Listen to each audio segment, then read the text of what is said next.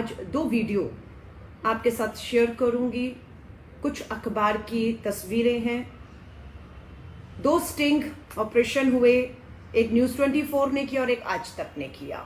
उम्मीद करती हूँ आप में से बहुत लोगों ने इन दोनों न्यूज़ चैनल के स्टिंग ऑपरेशन को देखा होगा, ताकि जो दावे हैं, ये स्टिंग उन दावों की पोल खोलता है जो दिल्ली में किए गए हैं।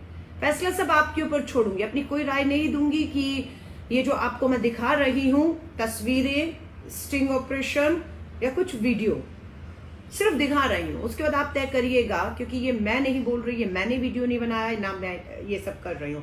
लेकिन एक वीडियो मुझे मालूम नहीं आप देख कैसे पाएंगे, इसको ठीक से देख पाएंगे या नहीं। कोविड-19 अनलॉक की प्रक्रिया अब पूरे देश में शुरू हो गई है। ऐसे में अपने घरों से बाहर तभी निकलें जब बहुत आवश्यक हो। फेस कवर या मास्क पहनते समय ध्यान रहे कि मुंह और नाक अच्छी तरह से ढके रहें। सार्वजनिक स्थानों पर कम से कम 2 गज की दूरी रखें। हाथ और सांस संबंधी स्वच्छता का पालन करें। याद रखें, छोटी सी लापरवाही भी भारी पड़ सकती है। खांसी, बुखार या सांस लेने में कठिनाई होने पर तुरंत राज्य हेल्पलाइन या राष्ट्रीय हेल्पलाइन नंबर 1075 पर संपर्क करें। भारत सरकार द्वारा जनहित में जारी। सुना और देखा, भारत सरकार द्वारा जनहित में जारी। और जो भारत सरकार जनहित में जो जारी कर रही है सूचना, गाइडलाइन, उसी की धज्जियां कोई और नहीं, सत्ता में बैठे संवैधानिक पदों पर बैठे देश के प्रधानमंत्री, गृह मंत्री, बाकी मंत्री उड़ा रहे। अब एक और वीडियो देखिएगा, भावुक कर देगा आपको। ये वीडियो मैंने नहीं, दैनिक भास्कर, भोपाल मध्य प्रदेश में दैनिक भास्कर के संजीव गुप्ता फोटोग्राफर हैं, ये उनका वीडियो है, जिसमें आप बच्चों को फोटोग्राफर अंकल से क्या कह रहे हैं सुन सकते हैं। कौन दोषी है कौन नहीं, लेकिन बस ये है कि बहुत विकट स्थिति।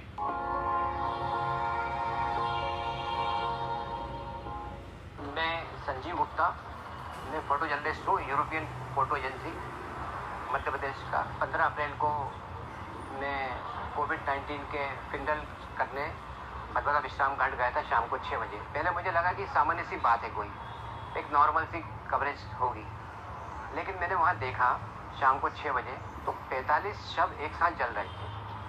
सरकार के दावे हैं 4 के। जब नीचे से समझ में नहीं आता, जब ड्रोन से ऊपर से देखा तो आप गिन सकते हो उसमें 45 शव।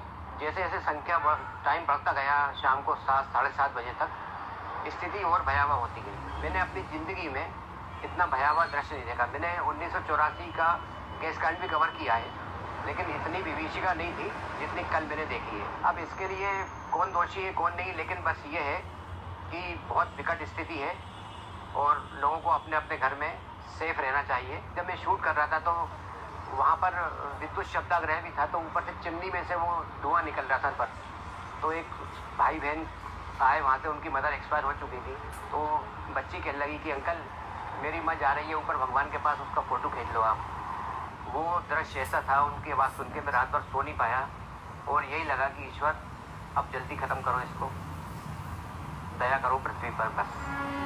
इसे भी झुठला दीजिए, कह दीजिए दैनिक भास्कर के संजीव गुप्ता राजनीति कर रहे हैं। आज मात्र 24 घंटों में 2,17,000, मात्र 24 घंटे में 2,17,000 लोग संक्रमित हुए। 1,185 घरों में मातम है। 1,185 लोग मौत के मुंह में चले गए। भगवान से दुआ और आशा करती हूँ कि 2,17,000 आज या इससे पहले लगभग 16 लाख लोग पिछले 37 दिनों में संक्रमित हुए हैं। हजारों लोग मौत के कगार में मुंह पे चले गए हैं। भगवान से दुआ आशा करती हूँ, जो लोग सुन रहे हैं 900 के करीब लोग, दुआ करती हूँ आपसे, आपके परिवारों के लिए, कि अगर आप संक्रमण से अभी तक बचे हुए तो भगवान आपको बचाए रखे। अगर आपके घरों में कभी भी, मैं दुआ करती हूँ कि जो मातम दूसरों के घरों में पसरा है, भगवान से दुआ करती हूँ कि वो मातम से आपके घर हमेशा दूर रहें। ये तभी संभव है जब हम सारे नियमों का, गाइडलाइन का पालन करेंगे। कुंभ का मेला सुनने में आया कि खत्म कर दिया जा रहा है समय से पहले। बहुत तसल्ली सी हुई कि हजारों लोग संक्रमित हो गए। ठीक है, हमारी धर्म और आस्था बहुत है हमारी इन चीज़ों के ऊपर, लेकिन इसको कुंभ के मेले को जो है समय से पहले खत्म कर दिया। लेकिन अभी उत्तराखंड की सरकार ने घोषणा की है कि नहीं, कुंभ का शाही स्नान 27 अप्रैल को होना है, इसलिए 30 अप्रैल तक महाकुंभ जारी रहेगा और शाही स्नान होगा। क्योंकि 2021 में 22 में उत्तराखंड का चुनाव होना है और सत्ताधारी सरकार को यह लगता है कि कुंभ का मेला अगर रद्द कर दिया तो लोग नाराज होकर वोट नहीं देंगे और वो चुनाव हार जाएंगे। लोग अगर जिंदगियां हार जाएं वो मंजूर है, चुनाव हारना मंजूर नहीं है। इसलिए कुंभ का मेला और शाही स्नान जारी रहेगा। जो नहीं गए, जाना चाहते हैं, जाइए, डुबकी लगाइए। और मैं यकीन करती हूँ कि आपका ये जो बलिदान होगा ये देश के काम आएगा, ये देश के काम आएगा। आप जो वहाँ पर जाएंगे, प्रार्थना करेंगे, डुबकी लगाएंगे और हो सकता है कि हजारों लोग संक्रमित होकर वापस लौट रहे हैं। एक तो बहुत बड़े अखाड़े के संत की मौत भी हो गई है। तो मुझे लगता है ये कुर्बानियाँ ज़ाया नहीं जाएंगी, ये कुर्बानियाँ ज़ाया नहीं जाएंगी। अब मैं आ रही हूँ दिल्ली का। आपने नहीं देखा तो न्यूज़ 24 और आज तक का स्टिंग ऑपरेशन हुआ। दिल्ली के मुख्यमंत्री ने प्रेस कॉन्फ्रेंस करके कहा मीडिया झूठ बोल रहा है, अस्पतालों में किसी तरह की भी बिस्तर की, वेंटिलेटर की, ऑक्सीजन की कमी नहीं है। मीडिया झूठी तस्वीरें जो है वो दिखा रहा है। तस्वीर मैं आपको दिखा देती हूँ, ये दिल्ली की है। ये तस्वीर भारत की राजधानी दिल्ली के आम आदमी पार्टी सरकार, केजरीवाल के दिल्ली सरकार के अस्पताल की है। एक बिस्तर पर 2 मरीज, आज के अखबारों में है। मजबूर हो गए चैनल स्टिंग करके हकीकत जानने के लिए। दिल्ली के मुख्यमंत्री के कहे पर यकीन नहीं था, इसलिए उन्होंने स्टिंग किया। और जो आज तक ने स्टिंग किया वो यही किया कि इनकी जो वेबसाइट है दिल्ली सरकार, आम आदमी पार्टी सरकार की वेबसाइट, उस पर गए, देखा कितने बिस्तर खाली हैं और उस मुताबिक जहां जहां बिस्तर खाली थे वो वहां जाते हैं स्टिंग करने, और वहां जहां खाली थे बिस्तर कहा जाता है बिस्तर खाली नहीं है। डॉक्टर ने कहा, एक डॉक्टर ने तो ये कहा कि जहां बिस्तर खाली हैं वो साइड पे दिखा रहे हैं, हम तो यहाँ जमीन पर बैठे हैं, अस्पताल में बैठे हैं, आप खुद देख लीजिए बिस्तर खाली नहीं है। उन स्वास्थ्य कर्मियों पर कार्रवाई करके, क्योंकि वो सच्चाई बता रहे थे, वो दिल्ली सरकार के दावों को बेनकाब कर गए।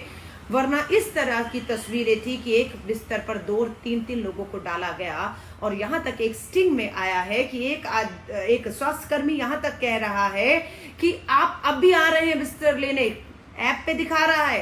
कल शाम 7 बजे से मरीज परिवार बाहर बैठा है बिस्तर के इंतजार में। कल शाम 7 बजे से पूरी रात बाहर पड़ा रहा, अभी तक उन्हें बिस्तर नहीं मिला। ये ऐप ले जाइए, ये आपको मैं एक स्टिंग दिखा रही हूँ, 1 मिनट का है बस, नहीं देखा तो देख लीजिएगा। और सांस लेने में तकलीफ है, तबीयत खराब है।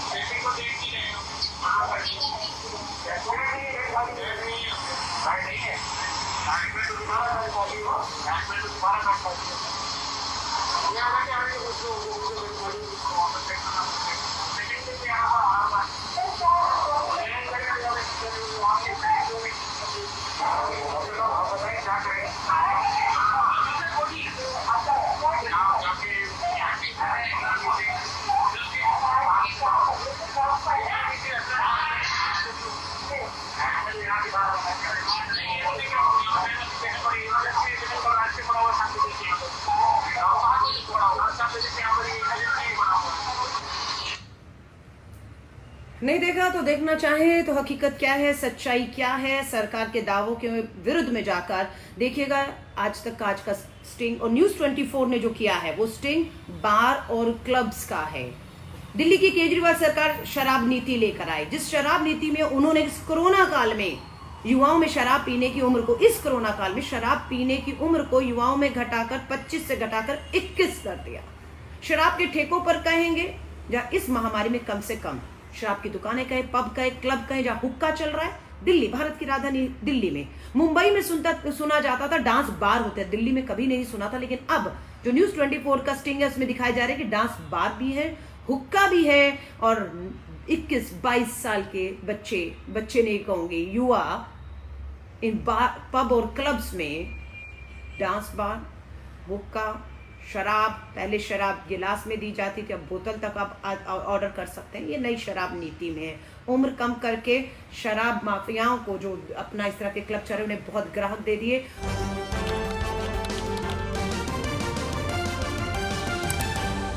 आपकी आवाज